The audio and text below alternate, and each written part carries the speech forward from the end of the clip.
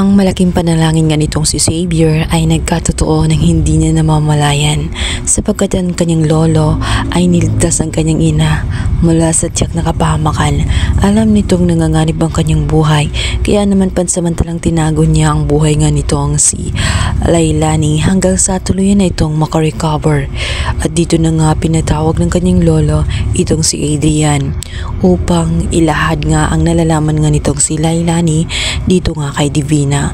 Ibinigay sa kanya ang USB kung saan doon nakalagay ang testimony kung bakit nagkaroon ng aksidente itong si Lailani at kung sino talagang may gawa at kung sino ang may pakana ng lahat. Nagulat si Adrian matapos niyang mapanood ang naturang video kung saan isinalaysay na nga ni Lailani ang katotohanan sa likod ng pagkatao nga nitong si Divina.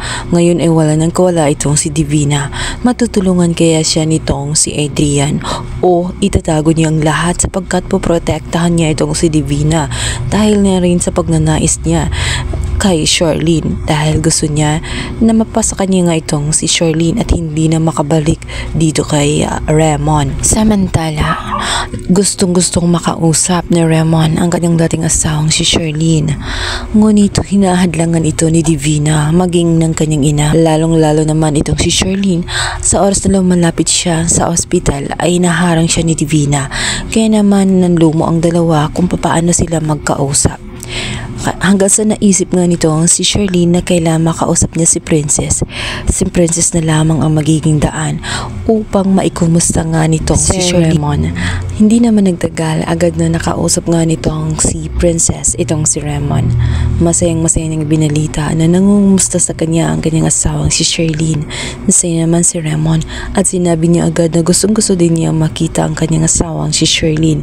Kaya naman gumawa ng paraan itong si Princess na magkausap ang dalawa sa pamamagitan ng telepono. Si Princess nga ba kaya ang magiging tulay para magkabalikan ng mag-asawang Charlene at Raymond?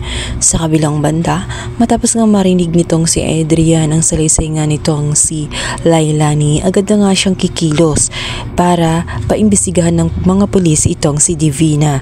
Masyashock ngayon itong si Divina sapagkat merong mga panauhin na di inaasahan at yun ang mga pulis.